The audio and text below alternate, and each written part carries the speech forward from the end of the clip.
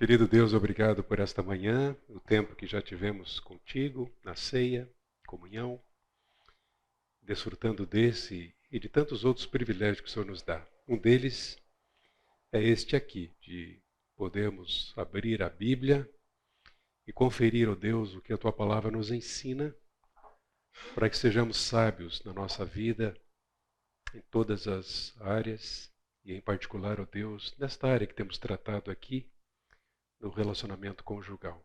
Abençoa-nos também aqui nesta manhã, com aquilo que o Senhor tem reservado para nós. Oramos assim no nome de Jesus. Amém. Bem, nossa última aula, nós vimos a consumação do relacionamento do casal, as núpcias.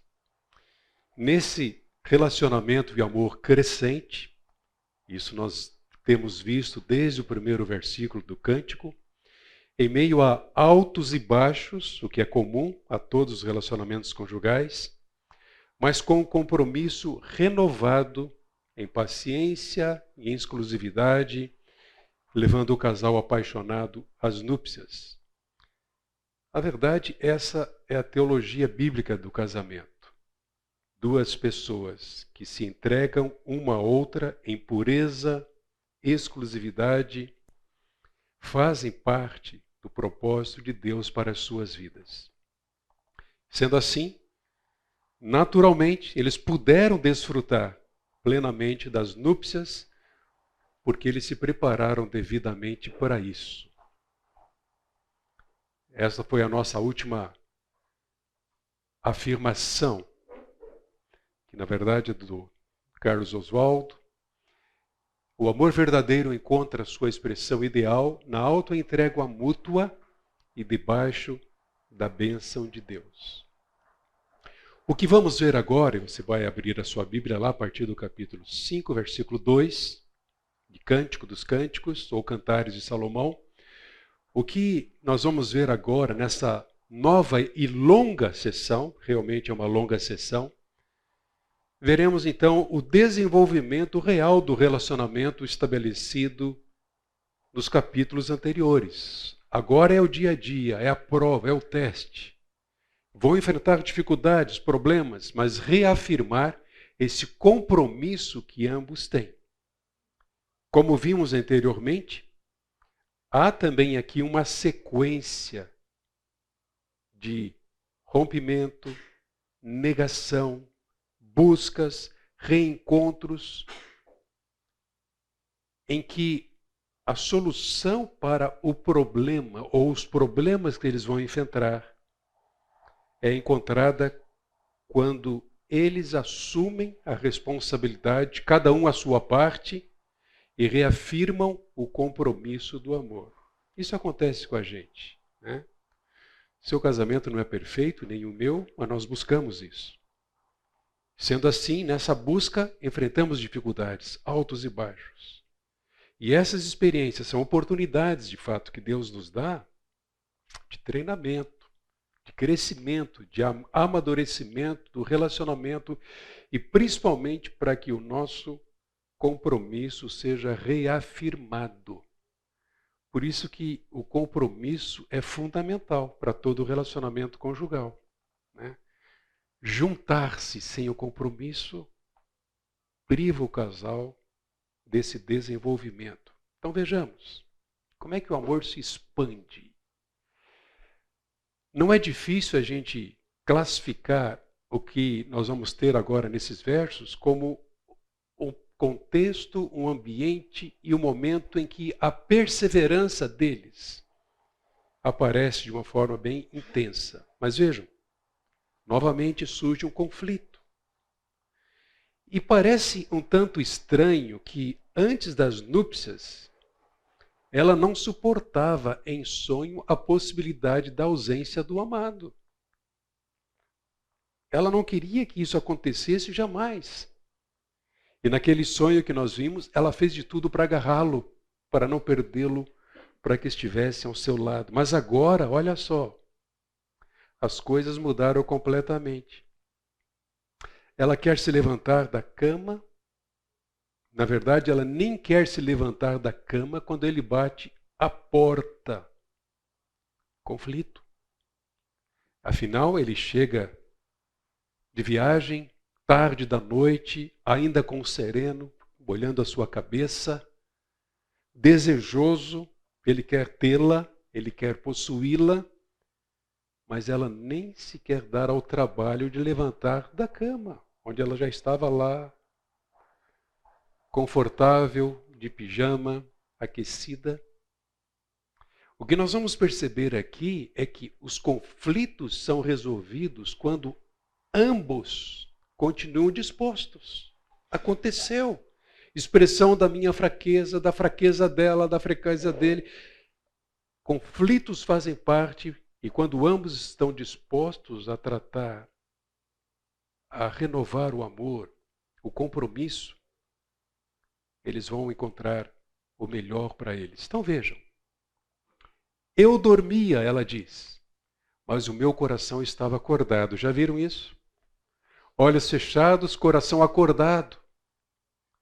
Eis a voz do meu amado que está batendo. Então ele chega tarde da noite, bate a porta e pede para entrar. Deixe-me entrar, meu amor, minha querida, minha pombinha. Já usou essa expressão antes? Ele está tecendo comentários, fazendo declarações, não apenas à beleza física dessa camponesa, mas também ao seu caráter. Então ele diz, minha pombinha sem defeito, porque a minha cabeça está cheia de orvalho e os meus cabelos das gotas da noite. Já tirei a minha túnica, ela diz. Como é que eu posso vesti-la outra vez? Já lavei os meus pés. Como voltar a sujá-los? Eu queria destacar aqui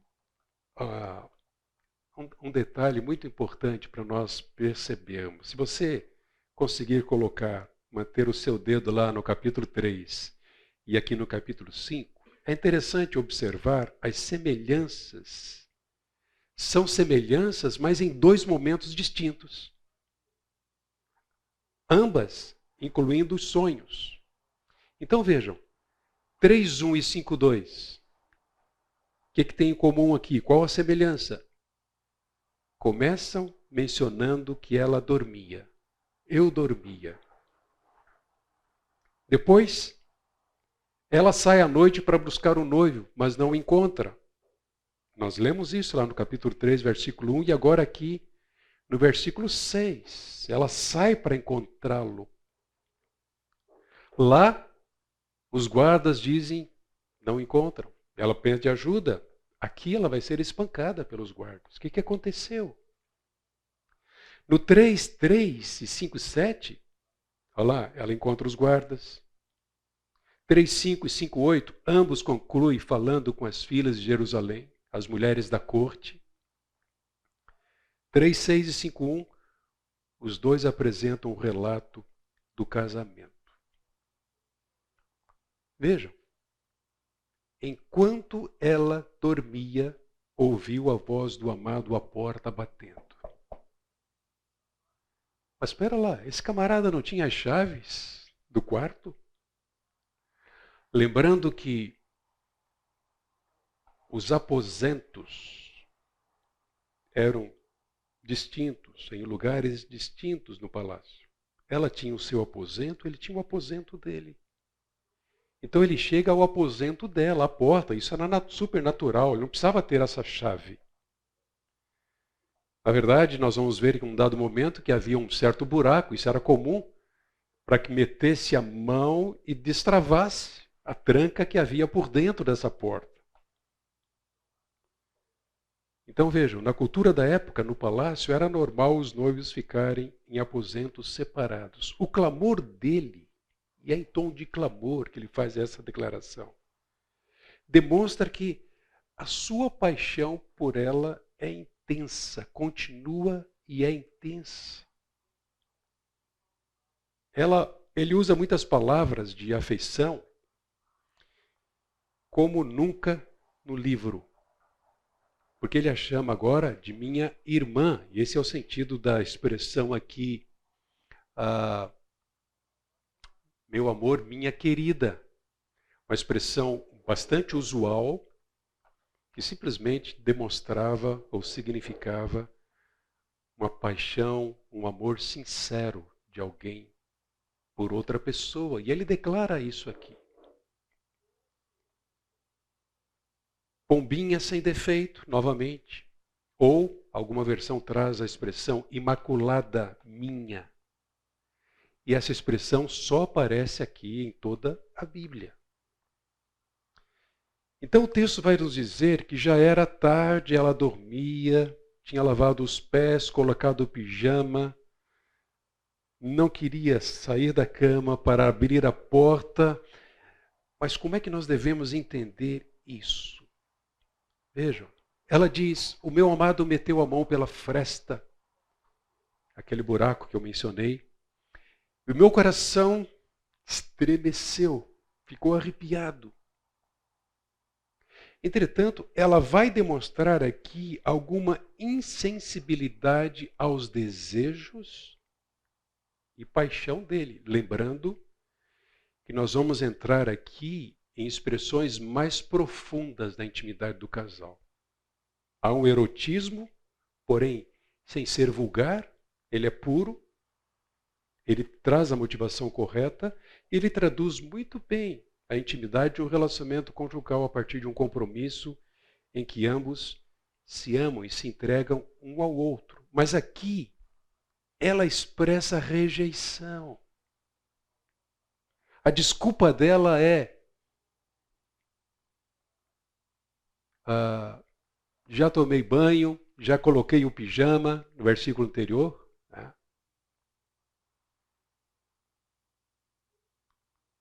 Opa, eu apressei aqui. Dormia, a voz do meu amado que está batendo, deixe-me entrar. Então ela diz, já tirei a minha túnica, como posso vesti-la outra vez? Já lavei os meus pés, como voltar a sujá-lo? Ela está demonstrando insensibilidade. A ideia é que ele chega desejoso, apaixonado, depois de uma longa viagem, caminhada, mas ela não quis abrir a porta. Hoje talvez a desculpa seria: estou com dor de cabeça. Não foi um dia legal. Amanhã vai ser um dia intenso. Enfim. Traduzam como quiser. Mas há aqui uma rejeição aos apelos dele. Glickman, um comentarista, ele diz assim: ela se esqueceu de que o propósito principal de todos os tratamentos de beleza antes de dormir era para ele. E que a parte dele não havia razão para se preparar. Gostei dessa afirmação. Qual é o propósito? Por que ela se prepara? Mas o coração dela finalmente se comove. Então vejam, ela se levanta para abrir a porta, mas já era tarde. Mas assim, ela percebe que as mãos dela destilavam esses aromas, mirra, nos dedos. Por quê? Porque ele havia deixado lá um saquitel. Ele deixou o perfume na maçaneta para que quando ela fosse abrir, ela entendesse que ele estava cheio de paixão e queria estar com ela nos seus aposentos. Então ela abre a porta, mas ele já tinha se afastado e ido embora. Ela tinha estremecido quando ele me falou. Busquei-o, mas não o achei, chamei-o, mas ele não respondeu. Então vejam, se levanta para abrir a porta, mas já era tarde. Ele se retira, poderia ter forçado, afinal era o rei. Ele poderia ter forçado e entrar de qualquer jeito, mas ele não o fez. Ele não permitiu que o seu desejo prevalecesse e forçasse a barra para obter aquilo que legitimamente ele desejava, mas jamais poderia tentar conseguir à força. Há uma profunda compaixão aqui. Ele se retira, poderia ter forçado, mas a atitude e comportamento dele despertam o amor nela. Lembro que um dos assuntos em todo o livro é a paciência e exclusividade do amor, bem como a perseverança. Mas aqui nós vemos paciência, paixão sincera e não violência, que não cabe no relacionamento conjugal, e muito menos na intimidade desse relacionamento. O que ela poderia ter pensado? Mil coisas. O que eu fiz? Por que eu não abri? Que demonstração de amor. Ele estava sendo sincero, apesar da madrugada. Eu o privei daquilo que ele tinha direito. Então ela experimenta várias emoções e então decide agir. E o que ela faz? Ela sai à procura dele. Versículo 7. Os guardas que rondavam a cidade me encontraram. Eles me espancaram e me feriram. Os guardas das muralhas tomaram o meu manto. E aí novamente essa expressão referindo-se às donzelas do palácio, às filhas de Jerusalém. Jurem, se encontrarem o meu amado, digam que estou morrendo de amor. Notem que agora a coisa é diferente da primeira vez, em que os guardas a encontram. Capítulo 3, de 1 a 4. Agora eles a encontram, mas possivelmente não perceberam que era ela, com véu, correndo, naquela hora da noite, desesperada. Talvez, e vejam, a boa parte dos comentaristas, eles entendem que talvez eles a interpretaram daquele jeito como sendo uma mulher vulgar, ou até alguma ameaça.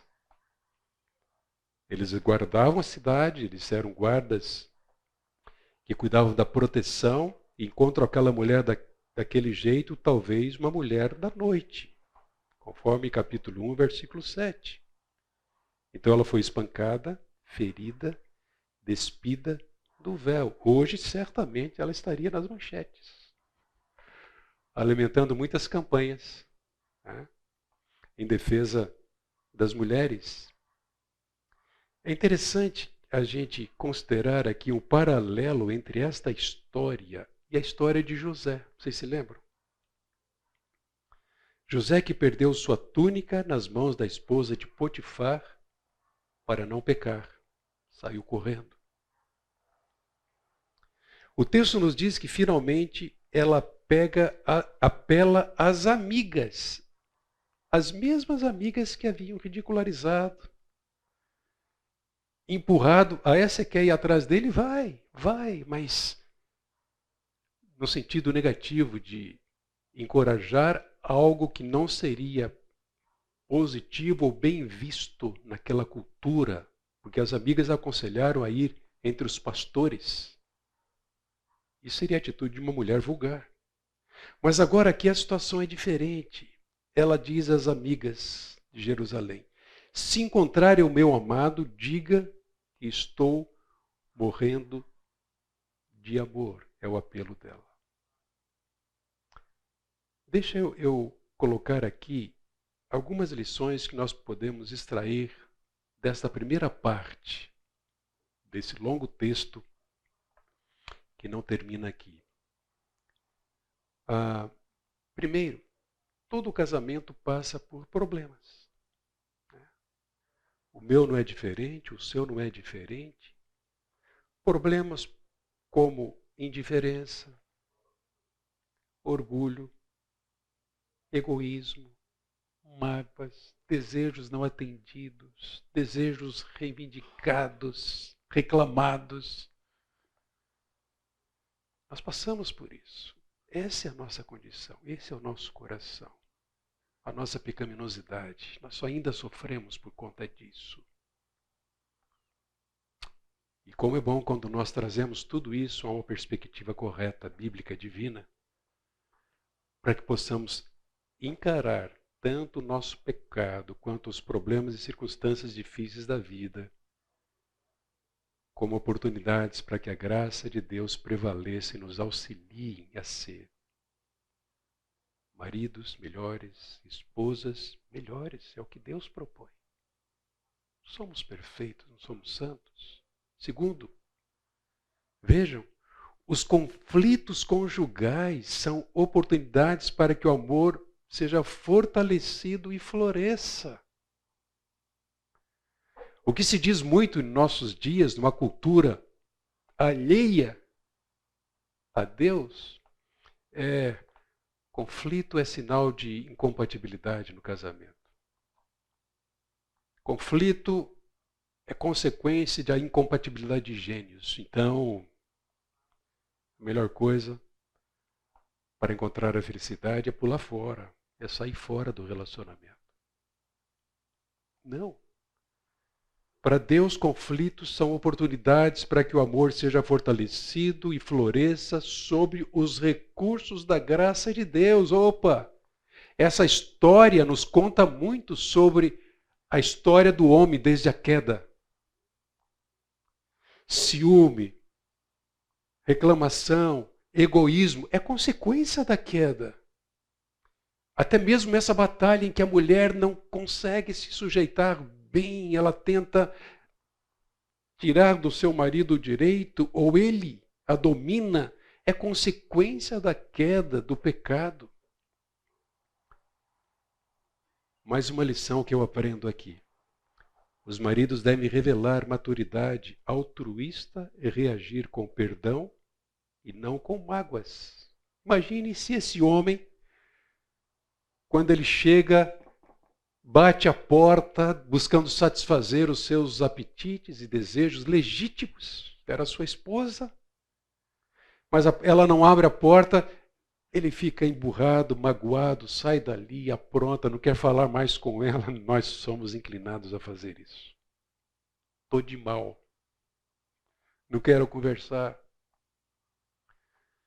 Maridos devem revelar maturidade altruísta e reagir com perdão e não com mágoas diante da rejeição. Nós temos o exemplo de Jesus. Como é que Cristo reagiu quando maltratado? Sem dolo, sem amargura, porque a sua comida, o seu desejo maior era agradar ao Pai, satisfazer a sua vontade. Alguém pode ler esse texto aí, Colossenses 3,19? Por favor.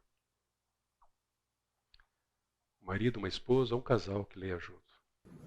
Maridos, que cada um de vocês ame a sua esposa e não a trate com amargura. Cada um ame a sua esposa e não a trate com amargura. É o que Deus espera de nós. Mas também uma lição para vocês, esposas. Esposas precisam ser cuidadosas para não darem tanta importância ou dedicarem tanto tempo às tarefas do dia a dia e se esquecerem do cônjuge. Entendam aqui, esposas, por tarefa do dia a dia, qualquer outra coisa que possa acontecer. A questão aqui é não dar a devida atenção ao marido. O marido, quando não atendido pela esposa, deve evitar cultivar mágoas. Buscar satisfação de forma egoísta. O que seria isso aqui, gente? Nós estamos tratando de um livro que é sincero, é franco ao tratar da intimidade do casal. Então nós podemos pensar aqui. Essa busca por satisfação de forma egoísta e pecaminosa pode ser a pornografia. Muito presente hoje dentro de muitos casamentos. A masturbação. Qualquer forma egoísta de satisfação dos desejos legítimos da sexualidade. Ou ainda, ele não deve buscar insistir contra a vontade dela. Deve sim perseverar no amor, no romantismo, e aguardar a mudança da esposa.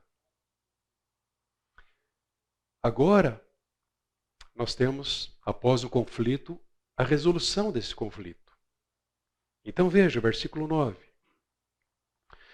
Os primeiros passos já foram dados. Ele não insistiu, não arrebentou a porta para satisfazer seus desejos, mas ele deixou lá o nardo, o perfume, como lembrança ou lembranças do seu amor por ela. E agora nós vemos outros passos que foram dados para a reconciliação do casal. Então vejam, o que é que o seu amado tem que os outros não tenham? Ó mais bela das mulheres, quem é que está falando isso aqui? Novamente, as mulheres de Jerusalém a desafiam. Ela está sendo desafiada por essas mulheres a pensar como o seu amado era único, era diferente. Como é que seria isso hoje? Seria muito comum. Deixa para lá. Ele é como qualquer outro homem, só pensa nisso. Sai fora. É igual a todos. O que é que ele tem que as outras, ó mais bela das mulheres, que outros não tenham? O que é que o seu amado tem que outros não tenham para que você nos faça jurar? Ela havia pedido, por favor, me ajude a encontrá-lo. Qual é a resposta? O meu amado é alvo e rosado, o mais destacado entre 10.000. Um superlativo aqui. A resposta dela é que ele é totalmente desejável, ou como eu diria lá em Portugal, apetecível. Não há ninguém. Alguns entendem que da raiz dessa palavra aqui, amado, Adam, há um sentido de viril. Então ele é viril. Entretanto, podemos perfeitamente entender aqui como expressões de apreço pelo físico dele. Ele é belo, ele é bronzeado, é moreno e é único. É o destaque aqui. Ela vai tecer elogios à sua cabeça. Primeiro, alvo e rosado. A ideia aqui é de brilho. O cara brilha. Não porque está suando. Ele brilha, é a beleza dele. Sua nobreza, brilhante, moreno. O mesmo termo foi usado para descrever a Davi, lá em 1 Samuel. Único entre 10.000. A gente costuma usar o termo melhor do que 1.000. Segundo, a cabeça era como ouro refinado com cabelos pretos ondulados. Veja, o cara não pintava cabelo. Dourado, não, ele não pintou o cabelo de dourado. O cabelo dele era preto, mas a ideia aqui é que a sua cabeça era nobre, digna, valiosa. Por isso que ela diz, sua cabeça é como ouro mais depurado, seus cabelos ondulados são pretos como o corvo. Soaria estranho hoje, né? Vocês mulheres se referirem aos seus maridos morenos, seu cabelo é preto como urubu.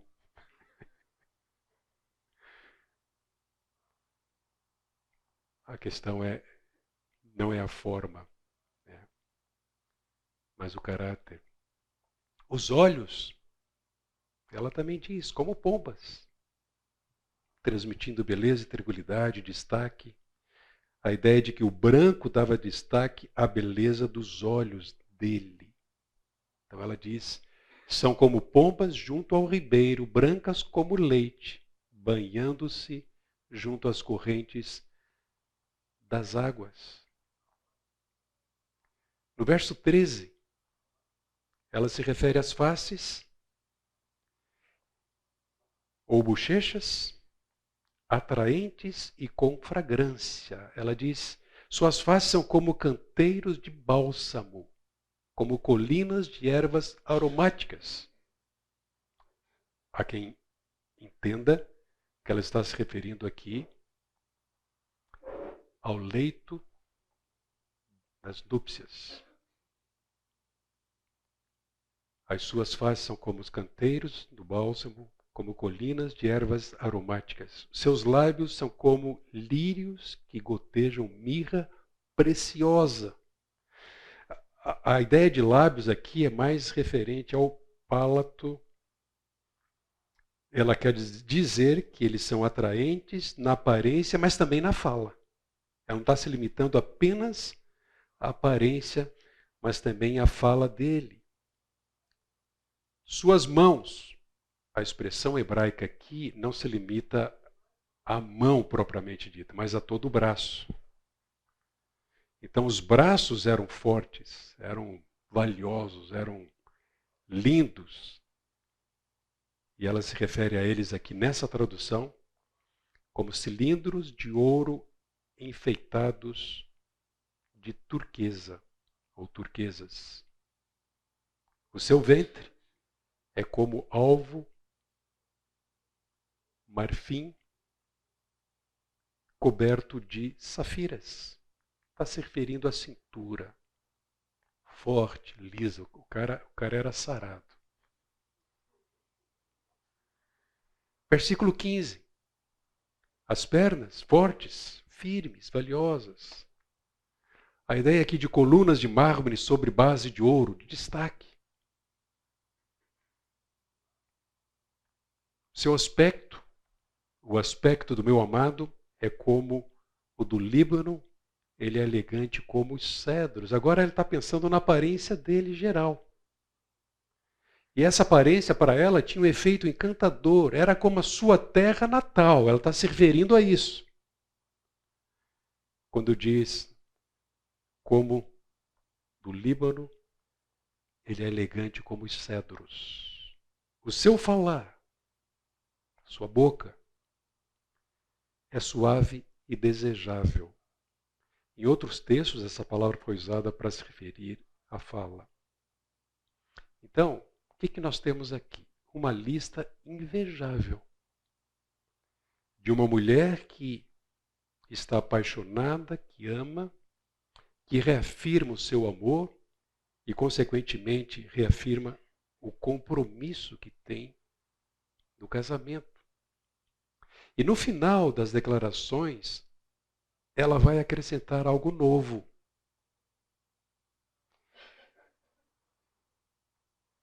Vejam. Ela usa a expressão, e só agora aparece em todo o texto, esposo. Assim é o meu amado, assim é o meu esposo, ó filhas de Jerusalém. A palavra esposo aqui seria melhor traduzida se fosse amigo. E não há dúvida de que nós devemos atentar para o seguinte: a amizade vai muito além da mera satisfação sexual. É o que se espera de nós, de um marido e de uma esposa, que eles sejam amigos. Quão importante, então, é um marido ter a sua esposa como amiga e a esposa ter o seu marido como amigo. E isso está bem presente aqui dentro do livro. Então eu quero trazer mais algumas lições a partir desse momento de resolução de conflitos. A primeira é que cônjuges sábios elogiam um ao outro, quer no ambiente privado ou público. Essa semana alguém compartilhou uma experiência de tentativa de auxílio a um casal que precisa de ajuda. Casal novo ainda, mas em que ele tem depreciado publicamente a sua esposa. Acanhado com o que ela fala, tentando fazê-la calar quando ela tenta expressar o que pensa. Já viram isso? Cônjuges sábios elogiam no ambiente privado e público. É comum, especialmente homens, né? Maridos, homens casados, numa roda de amigos, fazerem certas brincadeiras que não cabem e muitas vezes se referindo às suas esposas. Isso é comum no ambiente não cristão. Mas no ambiente cristão, não é muito comum nós homens apreciarmos publicamente, numa reunião, em outro ambiente, a nossa esposa. Né? Devemos atentar para isso. O casamento, segundo a Bíblia, é baseado nos votos incondicionais de fidelidade e exclusividade. E ele cresce continuamente rumo ao ideal de Deus. Que sejam amigos, que cresçam na amizade entre eles. E nós devemos ter isso em mente e considerar essa perspectiva. Né? Quão cruel é a nossa cultura que tenta nos apresentar e forçar a barra para destacar que o principal do casamento é a felicidade. E o elemento fundamental para a felicidade é a satisfação sexual. E tenta separar uma coisa da outra. Né? O prazer sexual da amizade. Né? Da valorização do caráter um do outro. Né? E não somente a apreciação da beleza física. Então chegamos ao capítulo 6. Não parece uma ironia o que nós temos aqui agora?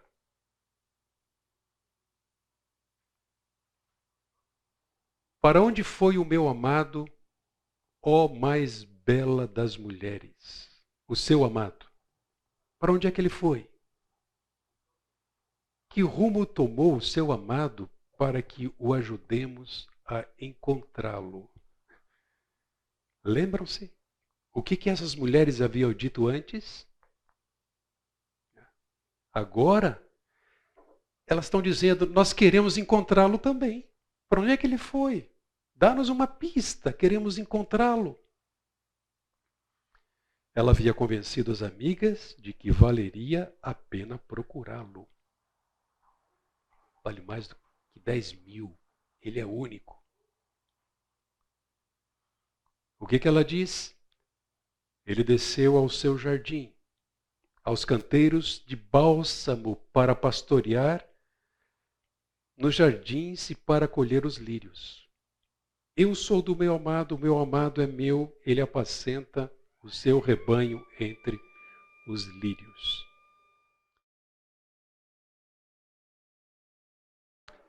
Capítulo 6, versículo 2.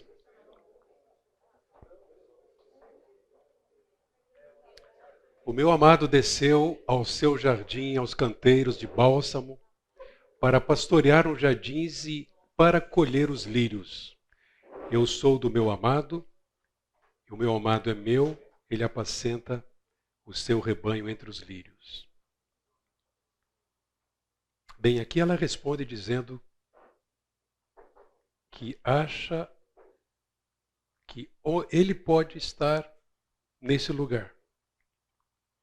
Alguns entendem que há aqui um eufemismo para a intimidade sexual. Entretanto, por causa daquilo que ela vai dizer adiante, essa não é uma melhor interpretação. Então parece que ela desconfiava que ele pudesse estar num lugar já conhecido, favorito, para encontrar tranquilidade depois no Botafora. Né? Um lugar de tranquilidade e paz nesse momento de tensão. Agora ela repete um dos refrãos do livro. Mas notem que há uma mudança agora aqui nessa declaração. Eu sou dele e ele é meu. Antes, o que ela havia dito?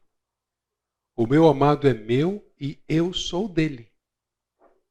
Percebe a inversão? A ênfase agora é o fato de pertencer a ele. Pode ter sido para destacar que o amor entre eles era exclusivo. Eu pertenço a ele. Mais tarde, ela vai dizer que é dele e sem mencionar que ele é dela. O casamento é edificado sobre o compromisso entre o homem e uma mulher.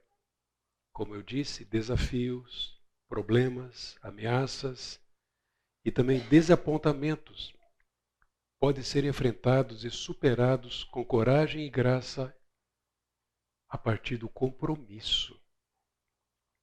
A base principal, sem dúvida, é o compromisso. E nós temos nisso a fonte para que todo relacionamento que enfrente conflitos possa encontrar renovação, esperança, solução. E a base, sem dúvida alguma, é Cristo. Ele muda a história que foi afetada pela queda, o pecado. Ele transforma um homem e uma mulher nessas disputas. Quem é que manda? Quem é que se sujeita?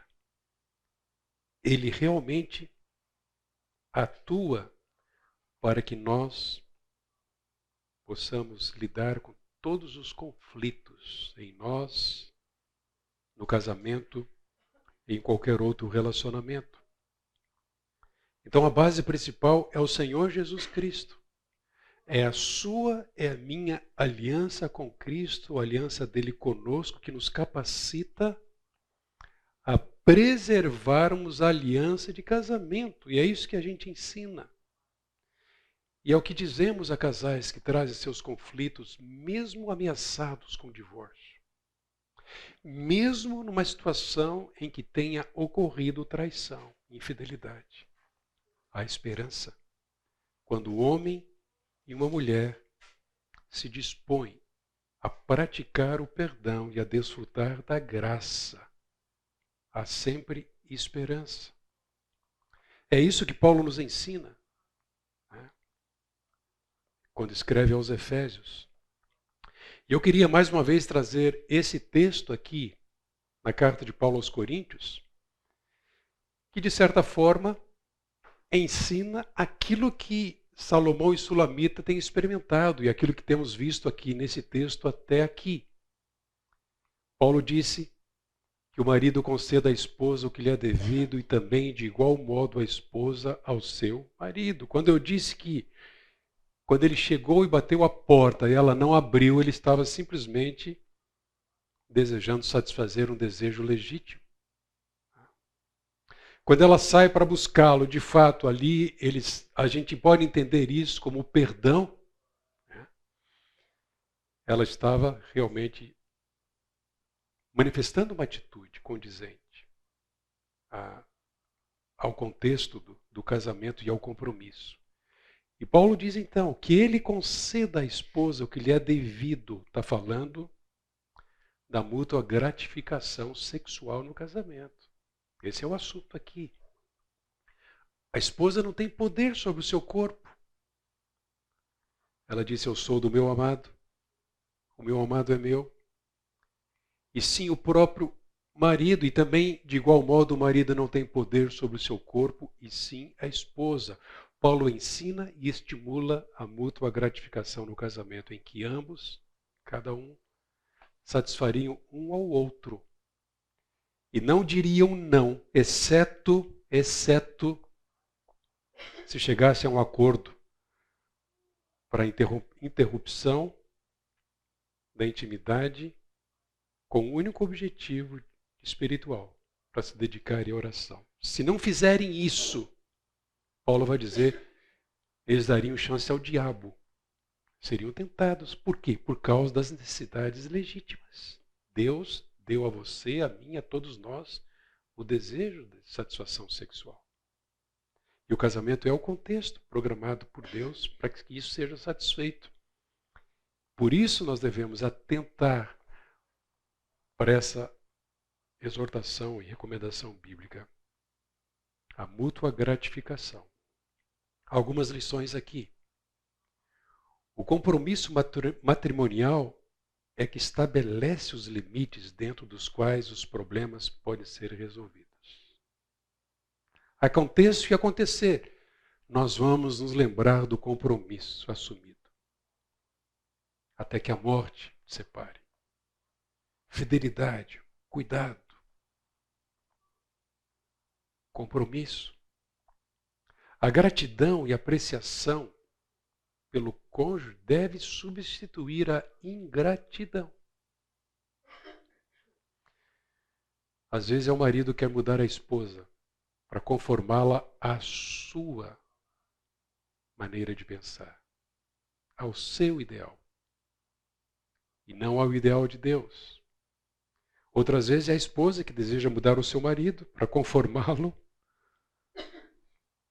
mas ambos pecam porque, de fato, não aceitam um ao outro como eles são, conforme criados por Deus, e também eles não aplicam a verdade de que, se há necessidade de mudança, somente Deus pode fazê-las.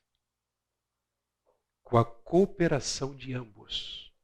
Então eu não quero ser um tropeço para aquilo que Deus quer fazer. Quero ser instrumento de Deus na vida da Inayá, naquilo que Ele achar que tem que mudar. Da mesma forma ela para comigo.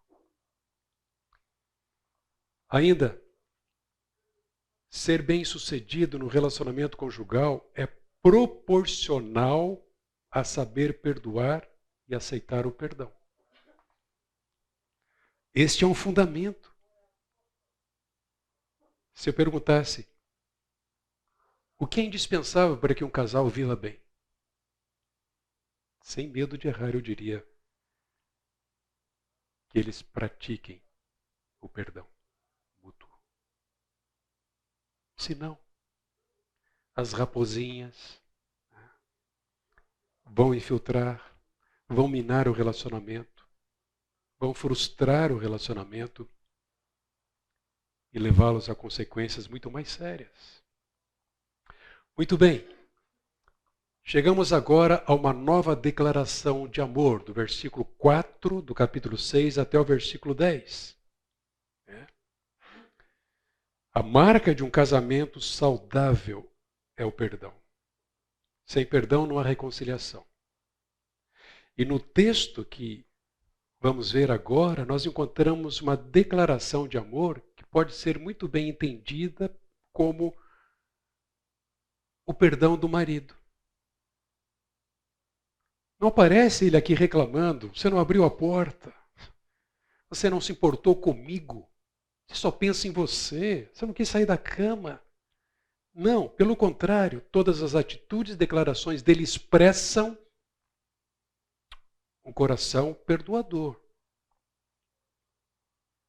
E, consequentemente, a reconciliação do casal. Eu diria que de 4 a 10, o perdão, e de 11 a 13, a reconciliação consequente. Então, depois da declaração dela de que pertencia a ele e ele pertencia a ela, o casal chega agora a um novo momento da vida, em que ambos vão crescer em maturidade e também na intimidade. Ele fala, não para culpá-la, como eu disse, mas para renovar a sua declaração de amor incondicional por ela. Só que a sua declaração, ou as suas declarações agora, têm um outro foco. Vejam. Minha querida, você é bonita como a Tirsa, ou é formosa como a Tirsa. encantadora como Jerusalém, impressionante como um exército com bandeiras. A expressão exército aqui, ela não aparece em alguns textos originais. Mas vamos lá. Ele expressa o seu carinho e louvor por ela. Então vejam só a atitude dele. De certa forma, quando nós olhamos para essa atitude, nós vemos o exemplo do Senhor Jesus Cristo, considerando o que ele fez por nós. Quando se entregou sem que nós merecêssemos para nos perdoar. Ele também perdoa e cuida da sua igreja, manifestando sempre o seu amor, ainda que a igreja não corresponda, seja falha. E então, nesse exemplo, nós somos encorajados também, como maridos, a amar como Cristo amou a sua igreja. Mas olha só, pela terceira vez, ele a descreve como querida, amiga, lembra-se? Bonita como Tirza. Tirza, embora hoje não tenho muita certeza da exata localização geográfica dessa cidade, era uma cidade cananita belíssima, no Reino Norte. Jerusalém, cidade famosa, aprazível, capital do sul. Formidável como um exército com bandeiras, ou formidável como bandeiras em destaque, tremulando, poderosamente influente. Magnífica para ser admirada. Essa é a ideia que se tem nessa poesia lírica dele, referindo-se a ela. Versículo 6. Ele novamente começa a tecer elogios, olhando para as partes do seu corpo. Seus dentes são como... Desculpa, deixa eu voltar aqui. Encantadora. Depois ele vai dizer: desvie de mim os seus olhos, porque eles me perturbam. O que há aqui? O que está acontecendo? Possivelmente, os olhos dela o perturbavam ou traziam desconforto ou confusão.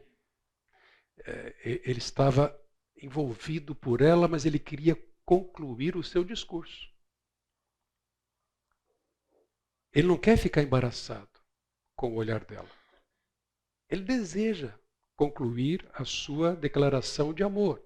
E a partir disso, ele repete 3 elogios que já havia feito lá atrás, mesmo antes das núpcias.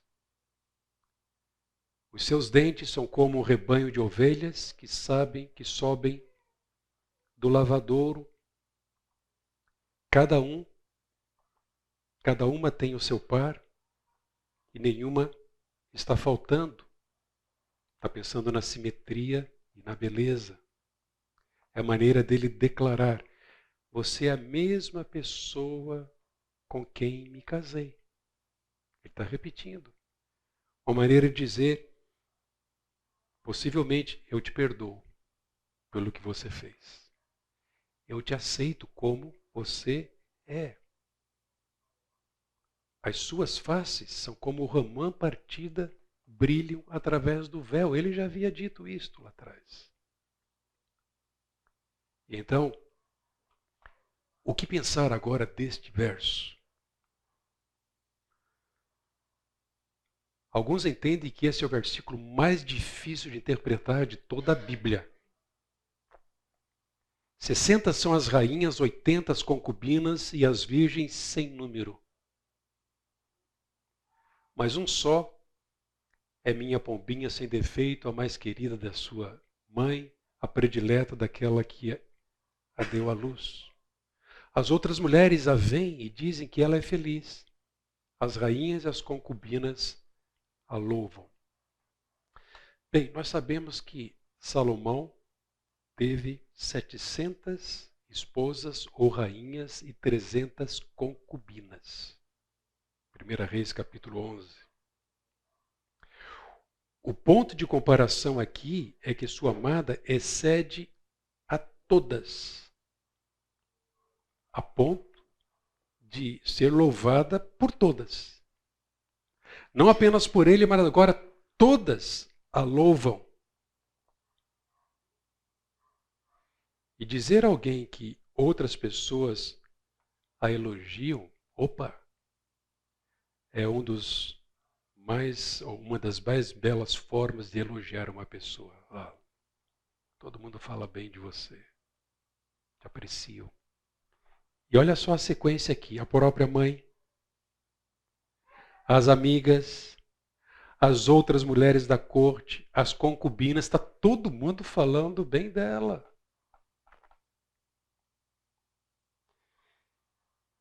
Deixa eu compartilhar com vocês 3 sugestões para explicar essa comparação que ele faz aqui. Poderia se referir ao harém do seu pai, deixado após a sua morte, tomando por base ali 1 Reis 11:3. Alguns interpretam assim. Poderia ser uma referência às 60 rainhas, esposas dos 60 valentes que carregavam a liteira, a carruagem, antes das núpcias. Seriam então as belezas do palácio. Ou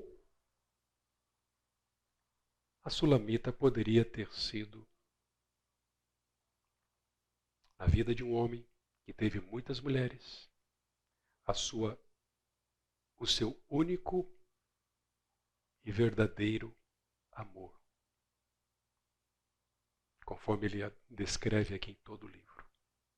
Nós temos optado por essa linha de interpretação, por causa da mensagem que o livro tem nos trazido e pela harmonia dessa interpretação com o que ele disse até aqui e com aquilo que ele vai dizer depois. Versículo 10.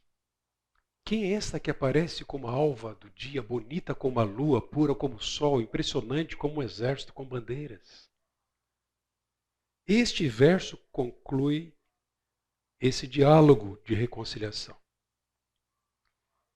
Como começou, dizendo que ela era formosa e formidável, e agora essas palavras finais. Na primeira vez, ele declarou que ela era formosa como 2 cidades lindas de Israel. Agora, ele diz que ela é formosa como a lua e brilhante ou pura como o sol. Novamente, dos versos 11 e 13, a reconciliação do casal. Altos e baixos, conflitos, perdão, reconciliação.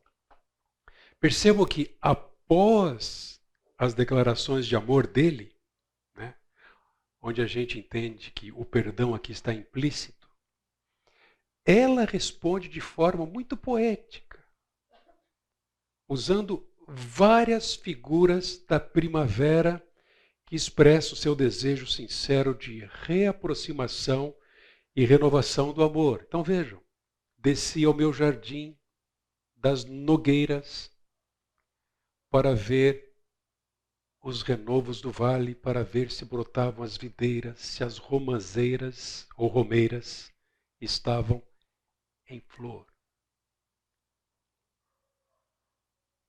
Nozes, uvas, romãs, figuras bem presentes aqui. Agora vejam só, ela foi para o jardim para ver os renovos do vale, para ver se brotavam as videiras, para ver se floresciam as romazeiras. Essa linguagem figurada aqui descreve muito bem o que está dentro do seu coração e qual é o seu desejo. E então, no 12, antes que eu percebesse, você me colocou entre as carruagens como príncipe do seu lado. Uma interpretação complicadíssima aqui. A Ara traduz da seguinte maneira: não sei como imaginei-me no carro do meu nobre povo. A NVT, nova versão transformadora, diz: antes que eu me desse conta, meu desejo me levou à carruagem de um nobre. A NAA, nova Almeida atualizada, diz: não sei como imaginei-me no carro do meu nobre povo. Parece ser que ele a honrou colocando-a na carruagem à frente de um cortejo. E isso faz sentido por causa do verso 13. O que diz o verso 13? Volte, volte, Sulamita, volte, volte, para que nós a contemplemos. É o povo. Por que vocês querem contemplar a Sulamita na dança de Mani? Então parece que faz sentido que é ele quem a honra, colocando-a numa carruagem à frente do cortejo, para ser vista, em que o povo clama para ela voltar, para ela retornar. Então, para que possam contemplar sua beleza, eles pedem que ela volte. Beleza tão elogiada publicamente pelo rei.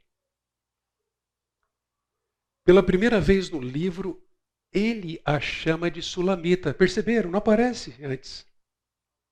Agora aparece Sulamita, que é uma forma diminutiva para Salomão. Roberto, Roberta.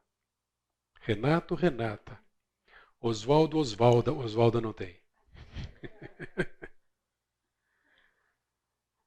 Ao usar somente agora esse nome, perfeitamente poderia ser, ou pode parecer, que ele quis transmitir a ideia de que o casamento está bem mais maduro, está amadurecendo.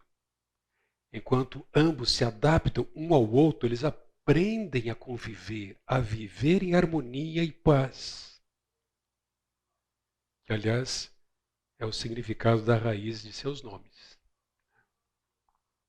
Então aparece aqui o que parece ser uma pergunta feita pelo povo, indagando por que eles queriam contemplar a amada, a Sulamita, na dança de Manaim.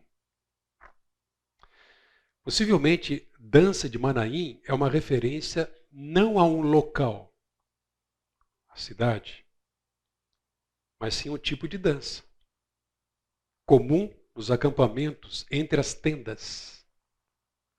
A ideia aqui de entre, né? Então a referência seria um lugar de dança, dança de 2 acampamentos ou exército, conforme 2 Samuel 17, 24. Pode ser uma exortação aos outros para não ficar olhando, né? Porque contemplar aqui está no plural. Não fica olhando demais a Sulamita, pois ela pertence ao rei. Ela é dele. Vamos adiante. O amor se expande através do perdão, em que ambos renovam a relação pelo compromisso que tem. O que se espera é que o casal então saia maduro após uma situação como essa. O que acontece conosco quando estamos zangados, chateados, ou em conflito um com o outro, qualquer que tenha sido o assunto, o motivo? Ao perdoarmos e nos reaproximarmos, a gente subiu um degrau. O desejo de estar com o outro é maior ainda. Inclusive, estimula ainda mais o desejo de possuir, de estar na cama com o outro. E pela segunda vez no livro, eles celebram a intimidade sexual, que é exatamente um dos frutos da reconciliação. Casais que vão para a cama brigados, eles não desfrutam plenamente da intimidade. Só que há uma diferença aqui na descrição do relacionamento. Vocês vão perceber e devem atentar para o fato das imagens, das figuras agora serem bem mais fortes do que nas núpcias, inclusive. Vejam como são lindos os seus pés calçados com sandálias. E agora ele começa a tecer elogio dos pés à cabeça. As curvas das suas coxas são como joias, obra das mãos de artífice. Seu umbigo é uma taça redonda. Ele não está falando que ela é gorda. É uma taça redonda onde nunca falta o vinho de boa mistura. Vinho mais forte aqui, com alguma mistura. Talvez algum aroma. Uma expressão raríssima. Sua cintura é um monte de trigo cercado de lírios. Vamos lá. Se vocês quiserem tecer esses elogios às suas amadas hoje, maridos, é bom entender primeiro o que ele está querendo dizer aqui. Então vejam, depois da separação é natural que eles tenham celebrado a restauração de forma física. E que ele comece a descrever a sua amada dos pés à cabeça. Nas núpcias, se vocês se lembram, no meio do livro, ele descreveu a beleza dela como sendo perfeita. Não vejo defeito em você, meu bem. Eu já conferi direito. Agora, ele acrescenta elogios de uma forma mais profunda. Eles se conhecem mais. O amor é mais profundo. Todo casamento deve melhorar com o tempo, é óbvio. Se não melhora, alguma coisa está errado, está faltando. Pés. Ele aprecia a graciosidade e elegância dela. Curvas das pernas e quadris, é o que ele tem em mente aqui. Ele diz que é uma obra de arte, muito bem esculpida. Umbigo. Obviamente, uma referência ao corpo dela, especialmente ao abdômen, que o satisfazia muito. Era para ele um banquete de amor. Aqui, alguns trazem uma interpretação de que ele estaria se referindo às partes íntimas dela. Todo esse contexto. Ele volta a elogiar os seios da amada, que inspiravam o desejo de acariciá-la como filhotes macios de gazela. Ele diz, seus seios são como 2 filhotes de corça gêmeos de uma gazela. Ele usa várias vezes essa figura no livro. O pescoço é como uma torre, não é girafa, que ele tem em mente aqui. Os olhos como açudes de Esbom, junto à porta de Bate-Rabim. Seu nariz também não é narigão, e soaria muito mal. Seu nariz é como a torre do Líbano voltada para Damasco. Então vejam, ele sobe até o pescoço. Torre de marfim, digno, nobre, valioso. Olhos cativantes, pela 4ª vez ele se refere aos olhos dela, como se fosse uma piscina refrescante, um lugar de refrigério, a porta de Bate-Rabim. A ideia aqui é que ele quis dizer, entre muita gente, eu encontro essa piscina de refrigério, porque Bate Rabim, a referência que se tem é que era uma cidade muito agitada. Uma cidade muito cheia de gente. E ao referir-se ao nariz, o que ele tem em mente é dignidade e integridade. E um termo bem pertinente à cultura da época, porque ele faz referência à Torre do Líbano. E aqui ele não está pensando tanto no tamanho, mas no destaque de algumas pedras brancas.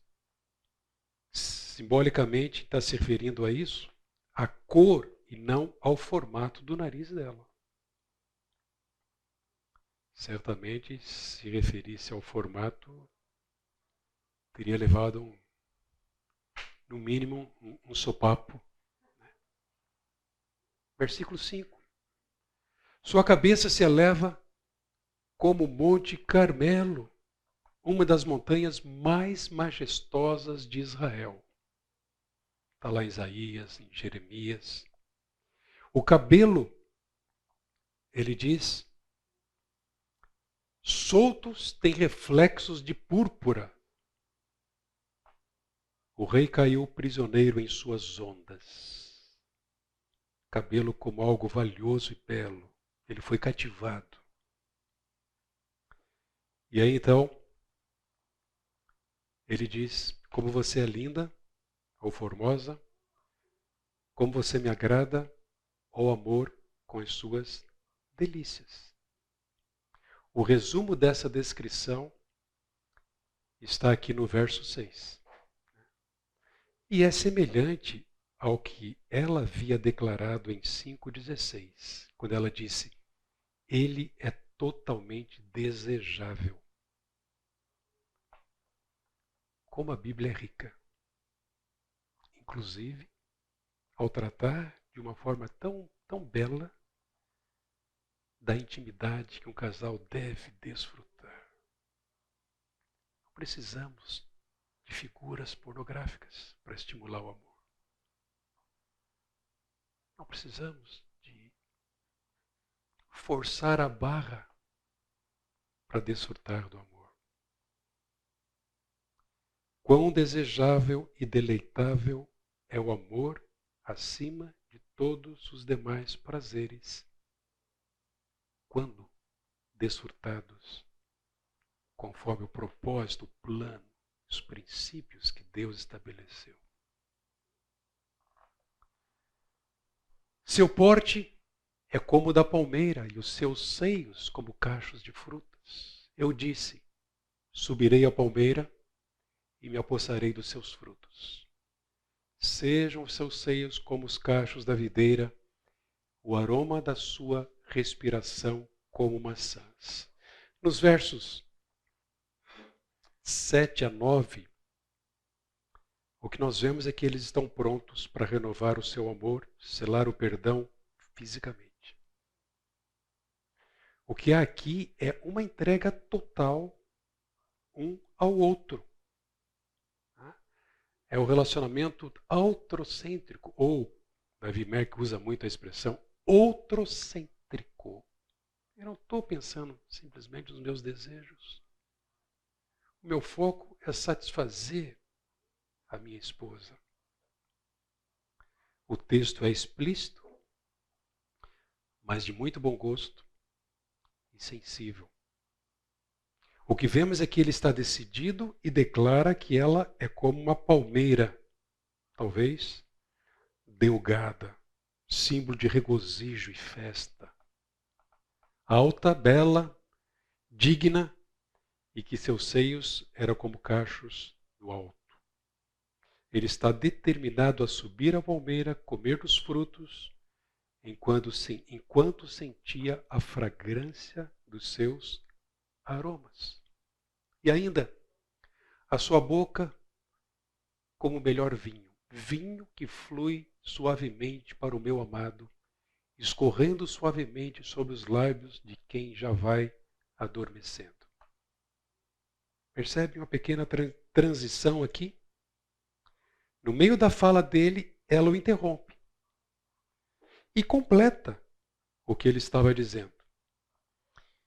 Essa troca de elogios e apreciação, sem dúvida alguma, demonstra o amadurecimento do amor desse casal.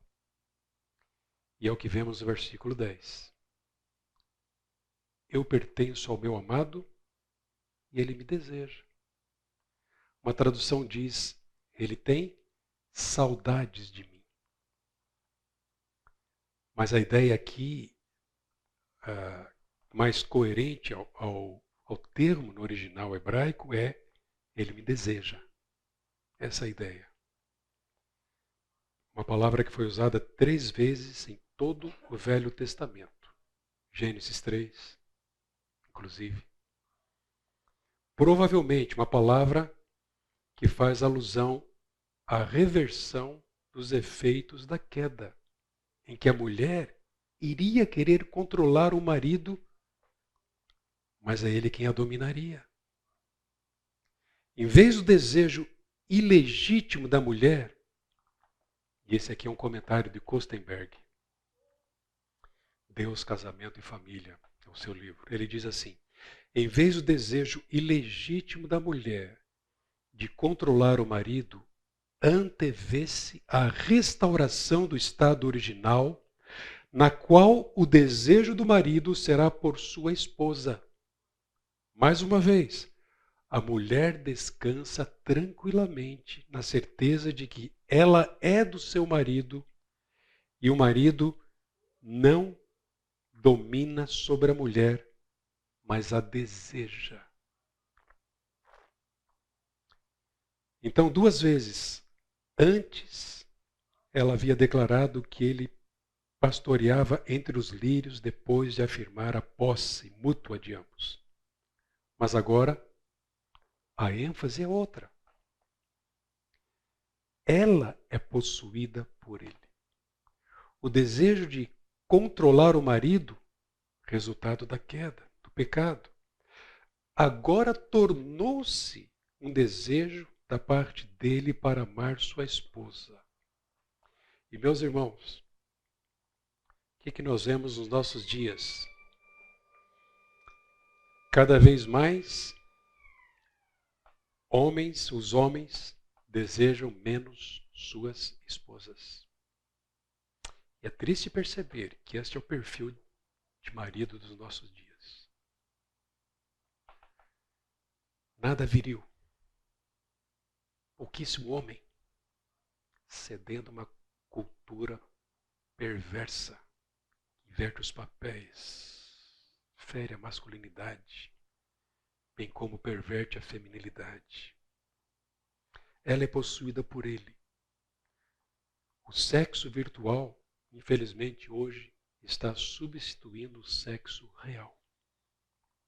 O que se diz de meninos é que os meninos não estão mais sentindo tanta atração pelas meninas por causa das mídias sociais. Isso é preocupante. Devemos notar que essa restauração do amor é baseada na vinda do Rei Messiânico. Esse exemplo de amor, todo o seu contexto, suas fases, aponta para a pessoa de Jesus Cristo. Como diz, não é uma alegoria, mas aponta para o amor de Jesus Cristo, o que torna possível a todo o casamento desfrutar perfeitamente dessa união. Para a gente concluir, a resolução de conflitos conjugais requer que cada um assuma a sua responsabilidade. Eu não posso tirar o meu corpo fora da minha responsabilidade, e nem a minha esposa. Cada um deve assumir o seu papel, oferecendo perdão. O perdão é algo sobrenatural, que somente é possível quando compreendemos o perdão de Deus por nós. Assim como Ele nos perdoou, nós devemos perdoar. Não fazemos imposições, exigências, não há condicional. Perdoamos, assim como Ele nos perdoou. Deus usa os conflitos humanos para aprofundar e amadurecer o amor. Todas as coisas cooperam para mudar o nosso caráter e nos conformar à pessoa de Cristo. A resolução de conflitos deve incluir a reafirmação do amor e a verbalização da apreciação que cada um tem pelo outro. Precisamos falar mais, especialmente nós, maridos. A base da resolução de conflitos é a exclusividade conjugal, que não admite a possibilidade da separação. Quantas vezes precisaremos reafirmar: eu sou da minha amada, ela é minha. Ou a minha amada é minha, eu sou dela. E por fim, a intimidade sexual não é o meio para a resolução de conflitos conjugais, mas a medida dessa resolução. Obrigado, Senhor, por mais essas verdades e considerações. Leva-nos a uma disposição sincera de autoexame e conformação com o teu plano, com a tua vontade. Leva-nos, ó Deus, cada vez mais à disposição sincera de praticar o perdão nos nossos casamentos. Desperta-nos para aquilo que está fora do lugar e leva-nos, ó Deus, sob a tua graça, ao desfrute de um relacionamento amigável, íntimo e profundo. Nós somos gratos, ó Deus, pedimos a tua bênção para esse dia. Em nome de Jesus, amém.